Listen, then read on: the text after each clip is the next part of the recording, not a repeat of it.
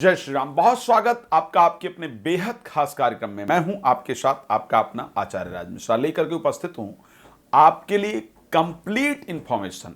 जो जानकारी जीवन में अभी तक आपने प्राप्त नहीं किया है मिथुन राशि के बारे में, वो कंप्लीट जानकारी मेरे प्यारे जातक जातिका, मेरी सबसे पसंदीदा राशियों में से एक, और जिसके बारे में किया गया है इस बार खास रिसर्च। इस पूरी राशि को आप सुनिएगा, आपको पता चलेगा कि वास्तविक राशि की जानकारी होती क्या है, कैसे निकाली जाती है, क्या जानकारी इंपॉर्टेंट है मिथुन राशि के लिए। देखिए, मैंने हमेशा कहा है और आज फिर से कह रहा हूं, एक राशि में 9 विभाग होते हैं, 9 अलग अलग पार्ट होते हैं। एक राशि के सारे व्यक्ति एक जैसे हों, उन पर सारे फल एक ही प्रकार के एप्लीकेबल हों, ये पॉसिबल नहीं होता है। 9 राशि, एक राशि के 9 प्रकार के लोग होते हैं। एक राशि में 9 प्रकार की परिस्थिति लोगों को देखने को मिलती है। तो हम बात करेंगे मिथुन राशि, जैमिनी जिसको हम कहते हैं इंग्लिश में, उसकी बात करेंगे। अगर आपकी डेट ऑफ बर्थ से मिथुन राशि है, नाम से मिथुन राशि है, या जिस प्रकार भी अगर कुंडली मिथुन लग्न की है, तो ये सभी प्रेडिक्शन आपके लिए बिल्कुल सही होंगे। अगर आपका नाम अक्षर का से स्टार्ट होता है, का, की, कु, घा, अंगा, छा, के, को, हा, अगर इन 9 अक्षरों में से किसी भी अक्षर से आपका नाम स्टार्ट होता है तो आपकी मिथुन राशि है। अब मिथुन राशि की हम प्रेडिक्शन को स्टार्ट करते हैं। मिथुन राशि का जो पहला चरण आता है वह आता है का अक्षर से। का, अगर आपका नाम स्टार्ट होता है के से या सी अक्षर से, हम का में लेकर के आते हैं, तो आपके जीवन की परिस्थिति क्या होती है, यह है मिथुन राशि का पहला चरण। मृगशिरा नक्षत्र के 2 चरण, आराद्रा नक्षत्र के 4 चरण और पुनर्वसु नक्षत्र के 3 चरण, ये टोटल मिलाकर के बनते हैं मिथुन राशि। मिथुन राशि के स्वामी हैं बुध, इनकी दिशा होती है पश्चिम, और वायु तत्व राशि जो है वो मिथुन राशि कही जाती है। अब प्रथम पद में अगर जन्म हुआ हो, अगर प्रथम चरण के अंतर्गत यानी का अक्षर से आपका नाम आया है, तो आप मिथुन राशि के पहले चरण के जातक हैं। तो आप बहुत भाग्यवान होते हैं, आपका लक बहुत सपोर्ट करता है। बेशक वो आपको बहुत सपोर्ट ना करे, लेकिन लोगों के लिए बहुत सपोर्टिव होता है। पहले चरण में जन्म लेने पर जातक या जातिका भाग्यवान होते हैं।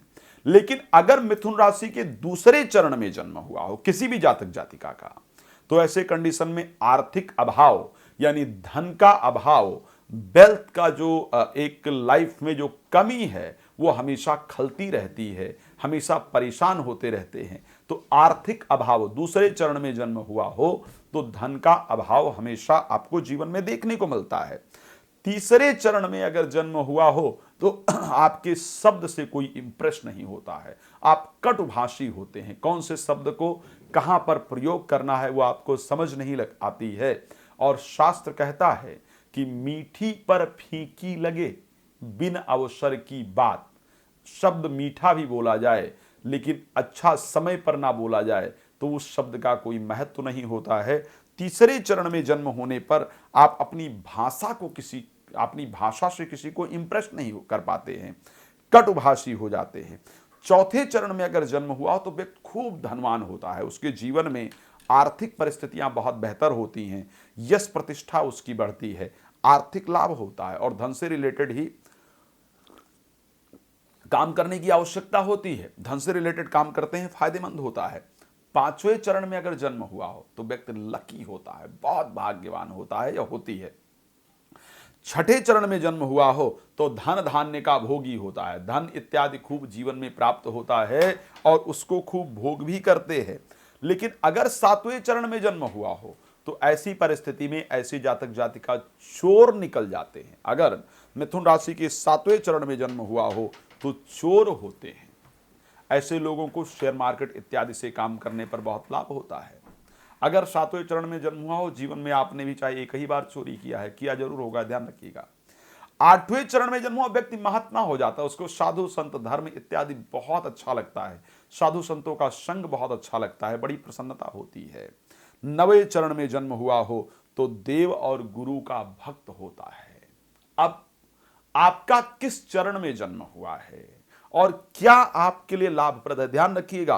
पूरे मिथुन राशि के लिए एक ही प्रेडिक्शन नहीं होती है, पूरे मिथुन राशि के जातक का एक ही जीवन नहीं होता है। इन 9 अलग अलग चरणों में जन्म होने पर आपका जीवन अलग होता है। आप अपने में एक बार अप्लाई करके देखिएगा कि जो मैंने 9 चीजें बताई उनमें से कौन सी आप में अधिकता है।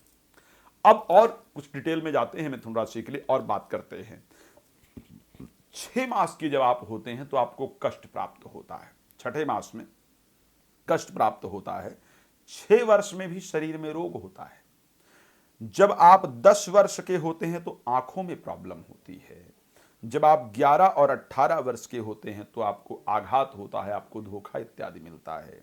जब आप 24 वर्ष के होते हैं, 53 वर्ष के होते हैं या 63 वर्ष के होते हैं या होती हैं तो आपको मरण तुल्य कष्ट जीवन में देखने को मिलता है।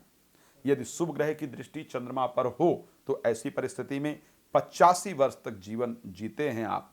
पौष के मास में कृष्ण पक्ष में अष्टमी तिथि को बुधवार को और प्रथम प्रहर में बुधवार के आपको इस धरती से विदा लेना होता है, अपने देह को त्यागना होता है।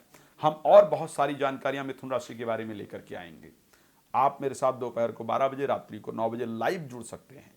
विस्तार से जानकारी प्राप्त करना चाहते हैं कि साहब मेरा किस चरण में जन्म हुआ और मुझे क्या मेरे ऊपर अप्लीकेबल है, तो ऐसी कंडीशन में आप मेरा समय लेकर बात कर सकते हैं। इस कार्यक्रम को विराम देते हैं।